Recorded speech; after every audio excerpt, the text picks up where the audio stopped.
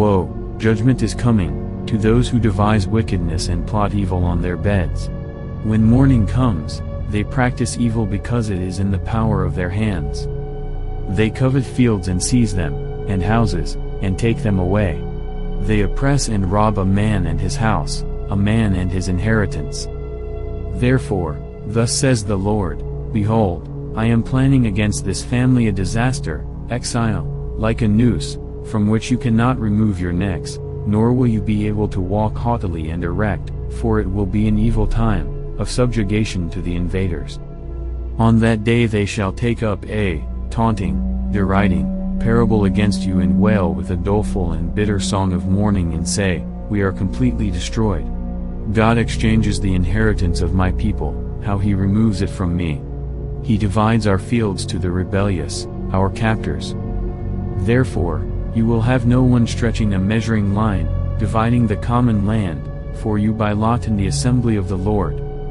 Do not speak out, so they speak out. But if they do not speak out concerning these things, reproaches will not be turned back. Is it being said, O house of Jacob, is the Spirit of the Lord impatient? Or are these, prophesied judgments, his doings?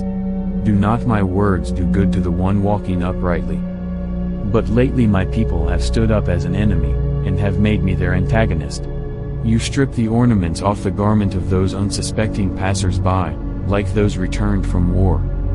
You evict the women, widows, of my people, each one from her pleasant house, from her, young, fatherless, children you take away my splendor and blessing forever, by putting them among the pagans, away from me.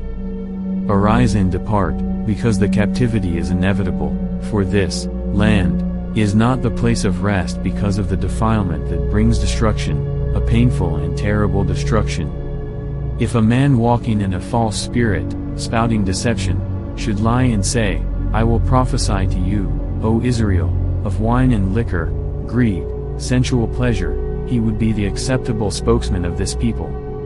I shall most certainly assemble all of you, O Jacob, I shall surely gather the remnant of Israel. I shall bring them together like sheep in the fold, multiplying the nation, like a flock in the midst of its pasture. The place will swarm with many people and hum loudly with noise. The breaker, the Messiah, who opens the way, shall go up before them, liberating them. They will break out, pass through the gate and go out, so their king goes on before them, the Lord at their head.